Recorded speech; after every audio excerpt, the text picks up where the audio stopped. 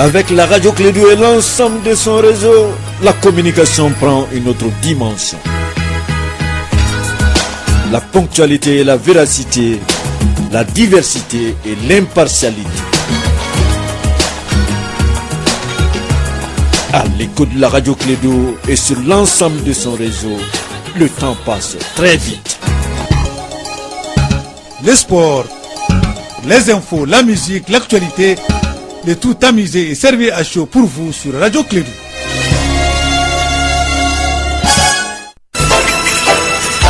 Radio Clédou, le journal avec Sotelma Malitaine. Mesdames et messieurs, fidèles auditeurs, en condition de Clédou sa matinale, musulmans croyants et pratiquants, maliens fiers et debout, bonjour à vous, bienvenue, africains convaincus, salut à vous.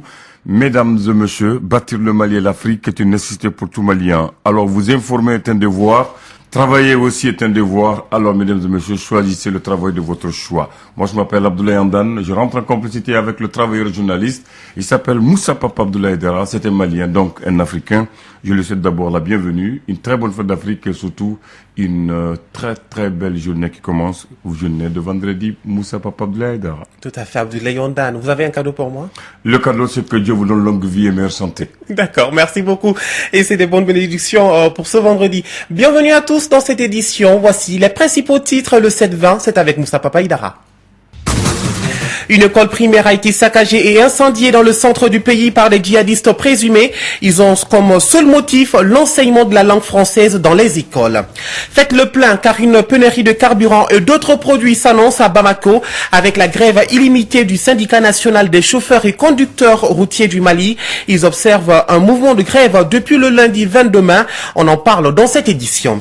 La journée de l'Afrique a été célébrée hier à Bamako à travers la traditionnelle montée des couleurs. L'accent a été mis cette année sur les jeunes, d'où le thème « Tirer pleinement profit de la dividende démographique en investissant dans la jeunesse ». C'est probablement demain que devrait débuter le mois de Ramadan, une occasion pour nous dans cette édition de faire un tour dans nos marchés pour évaluer les prix des produits de première nécessité. Ségou a été pendant 2 jours la capitale du Mali avec la présence du président de la République, le point des événements présidentiels avec Douba Dambélé dans ce journal.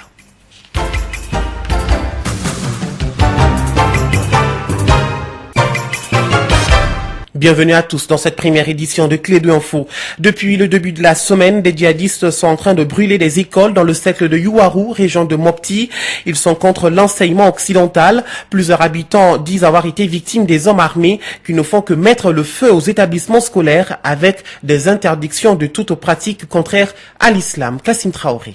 Au moment où les jeunes sportifs de Diafrabé ont décidé enfin de braver les obscurantistes djihadistes qui leur avaient interdit de jouer au football il y a une semaine, c'est ce même moment qu'ils ont choisi d'entreprendre une nouvelle méthode à Youarou. Selon les témoignages recueillis, ils s'attaquent à tout ce qui est système scolaire, disons l'enseignement de la langue française. Ces hommes armés non identifiés, que certaines sources qualifient de combattants d'Amadoun Koufa, ont mis le feu à une dizaine d'écoles publiques et privées dans le cercle de Youarou. Ils profitent de l'absence des forces armées et de sécurité du Mali pour interdire aux populations certaines libertés en leur imposant la loi islamique. Ces terroristes occupent tous les cercles avec des kalachnikovs. Ils cherchent souvent des provisions. Par ailleurs, nous avons eu la confirmation que les djihadistes sont bien passés par Mamba, localité située à 7 km de Diafarabé, la semaine dernière où ils ont copieusement insulté l'imam et ses fidèles et dispersé tous les gens venus des villages voisins pour assister à un mariage de leurs proches. Ils ont ensuite mis en garde toute personne qui va faire appel aux militaires maliens.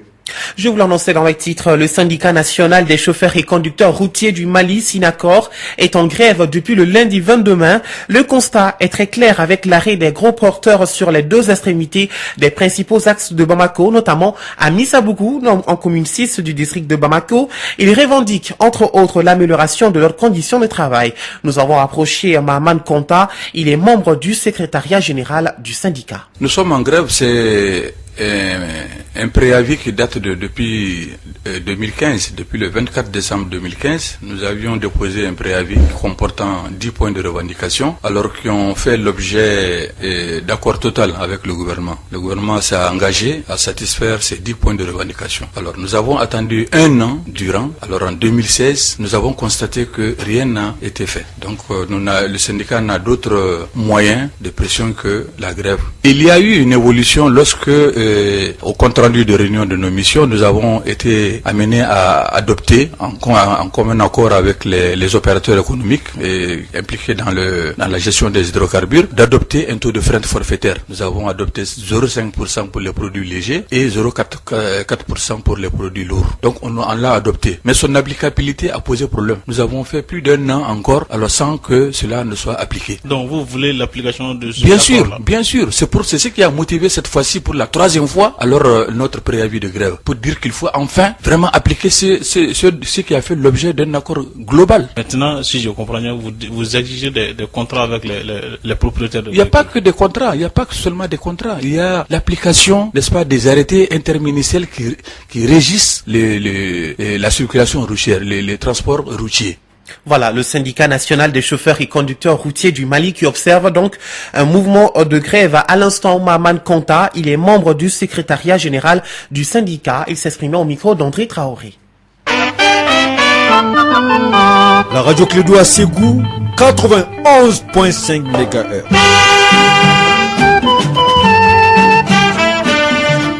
Et oui, la ville de Ségou a abrité hier jeudi le lancement officiel de la campagne agricole 2017-2018 par le président de la République Ibrahim Boubacar Keïta, ayant regroupé la crème du monde rural. La 13e journée du paysan, qui avait pour thème investir dans l'emploi des jeunes en milieu rural, a permis aux agriculteurs du Mali de formuler leurs doléances quant à la production céréalière attendue cette année. Des objectifs que le gouvernement du Mali décide d'assister et d'appuyer. Clédou Info à Ségou. C'est devant des milliers de représentants du monde rural, des membres du gouvernement et des partenaires techniques et financiers du secteur rural que le président de la République du Mali, Ibrahim Boubacar Keïta, tout de blanc vêtu, a donné les premiers coups de labour synonyme de lancement de la campagne agricole 2017-2018. C'était sur les 22 hectares de la ferme agricole de Sonikroa, patrimoine de l'Office du Niger.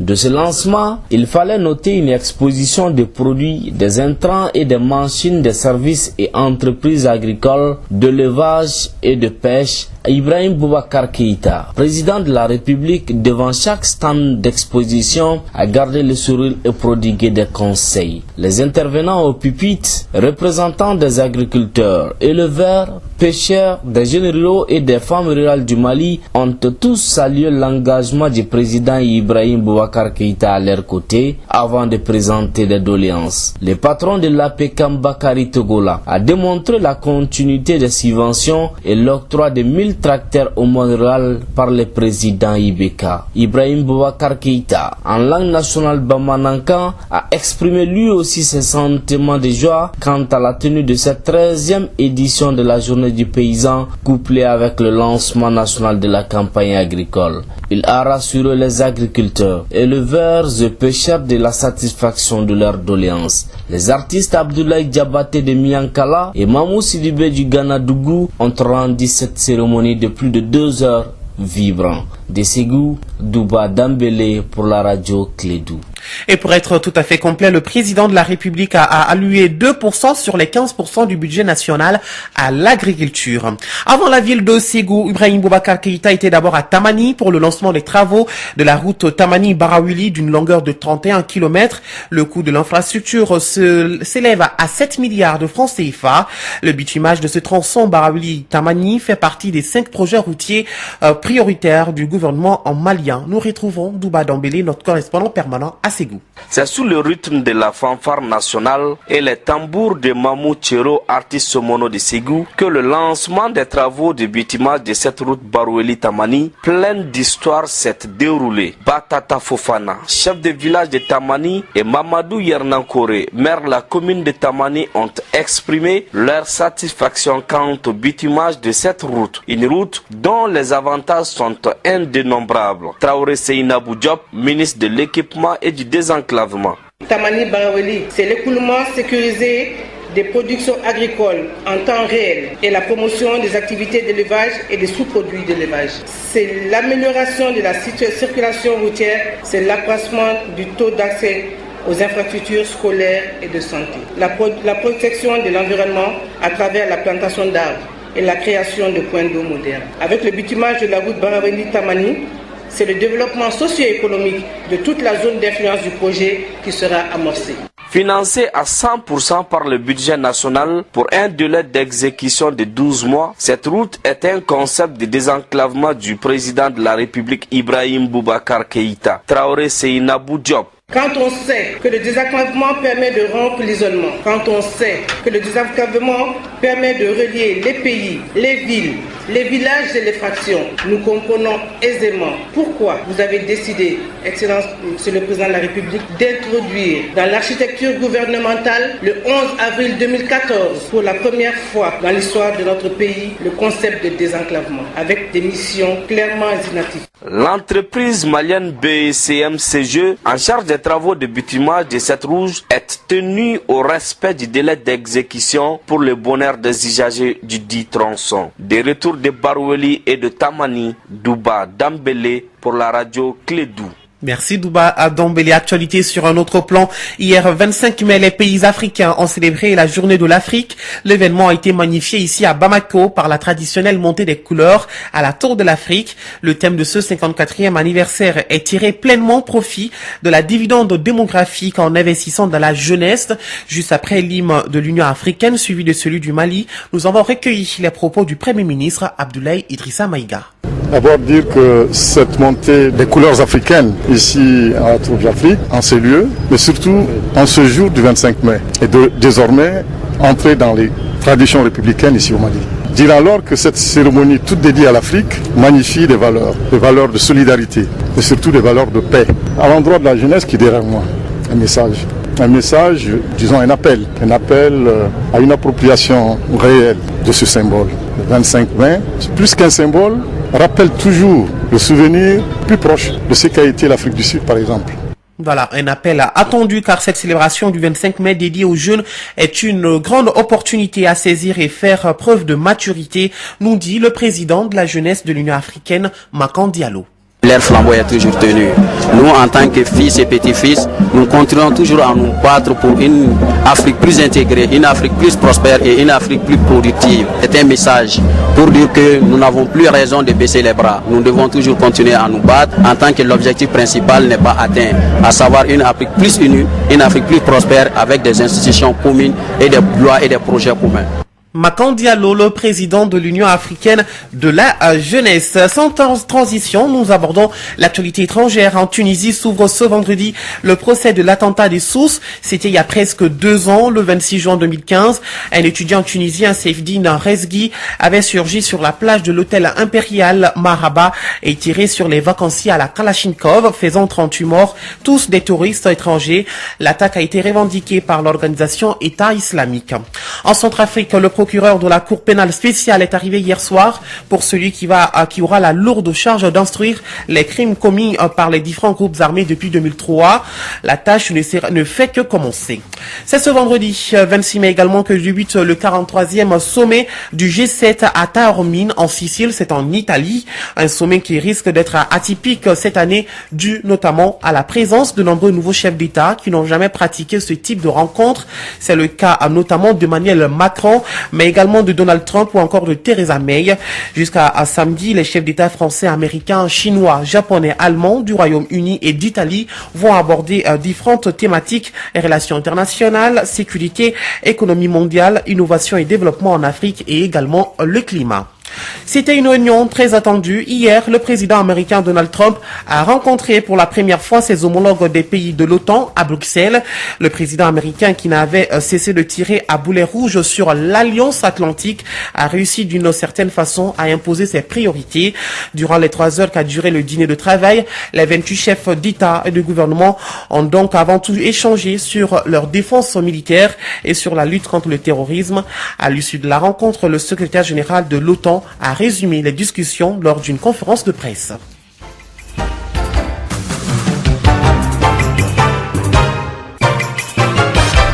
Retour à l'actualité nationale. Éducation sur la menstruation change tout. C'est le thème retenu pour la journée mondiale de l'hygiène menstruelle prévue le 28 mai prochain.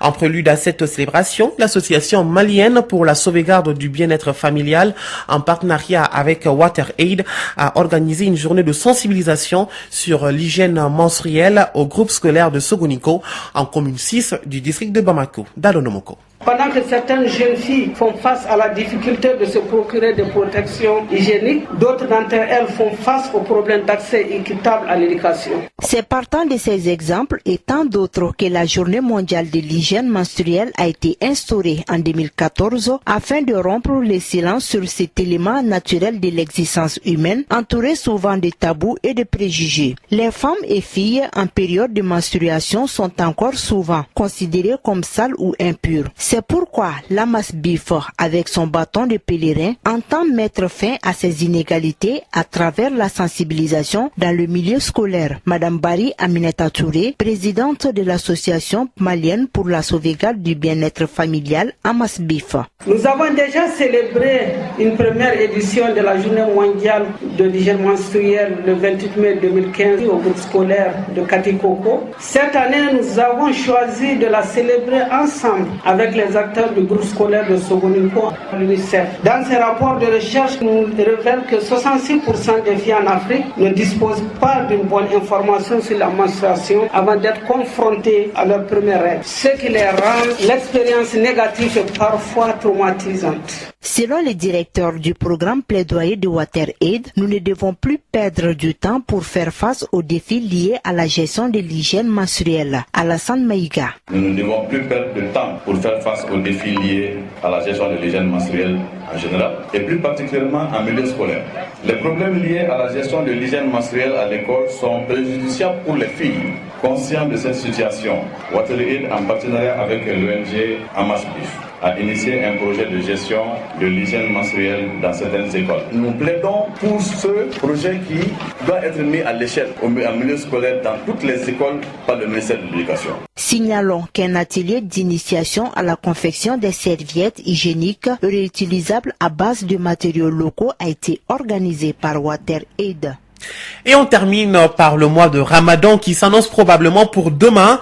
Jetant un regard sur les prix des produits de première nécessité dans nos différents marchés. On se rappelle, la semaine dernière, les autorités maliennes avaient annoncé la réduction des prix de certaines denrées. Une réduction qui devrait prendre effet à partir du 20 mai dernier. Qu'en est-il réellement aujourd'hui dans nos marchés? Aminata Agali-Yatara est allée voir. À notre passage au marché de Lafiabougou, nous avons fait le constat suivant. Le sac du sucre a maintenu son prix chez la plupart des commerçants détaillants au lieu des 25 000 francs proposés par les autorités. Les consommateurs continuent de les payer à 27 500 francs. Quant à l'huile, les litres se vendent toujours à 700 francs CFA au marché de Taliko. Le ministre du Commerce, Abdul Karim Konaté, avait promis une réduction de 50 francs. Le constat est le même pour les laits, dont le sac est cédé à 49 000 francs chez les grossistes et les demi-grossistes qui revendent les kilos à 2100 francs. Les autres denrées alimentaires comme les riz ou encore les sacs de farine ont maintenu leur prix auprès de tous les commerçants détaillants de Lafiabougou. En cette veille du mois de Ramadan, les promesses du gouvernement malien sur la baisse des prix de certains produits de première nécessité sont restées vaines en commune 4 du district de Bamako. Aminata Gali-Yatara sur Clé 2 Info. Allez, sport, le Mali jouera la finale de la 12e édition de la CAN des moins de 17 ans au Gabon. Les Aiglonnais affronteront ce dimanche à partir de 17h30 leur homologue du Ghana au stade de Libreville. En demi-finale, le Mali avait éliminé la Guinée, tandis que le Ghana a écarté le Niger. Rappelons que le Mali est tenant du titre après son sacre en 2015 à Niamey face à l'Afrique du Sud. Et c'est Sekou Kone qui va vous donner plus d'informations sur l'actualité sportive à partir de 7h50. Soyez au rendez-vous. La page météo, à présent, le ciel sera peu nuageux à nuageux sur l'ensemble du pays. Les vents seront des directions sud-ouest d'intensité faible à modérée sur l'ensemble du territoire, excepté la région de Taoudéni où ils seront de composante au nord-est. La visibilité sera légèrement réduite par la poussière en suspension dans les régions de Tombouctou, Taoudéni, Kidal, Gao et Ménaka, environ 8 km et bonne sur le reste du pays. Des orages isolés associés de pluie interviendront en fin d'après-midi ou la nuit sur l'ensemble du pays, excepté les régions de Kaï Sud, Koulikoro Sud, Taoudéni, Kidal et Minaka. Les températures seront en légère baisse sur l'ensemble du territoire. Et sur Bamako et environ, le ciel sera peu nuageux à nuageux avec un vent de direction au sud-ouest d'intensité faible à modérée. La visibilité sera bonne. Les températures maximales et minimales prévues pour la journée sont respectivement de 35 et 24 degrés. Le soleil s'est levé ce matin à 6h03 et il se couchera à 18h56.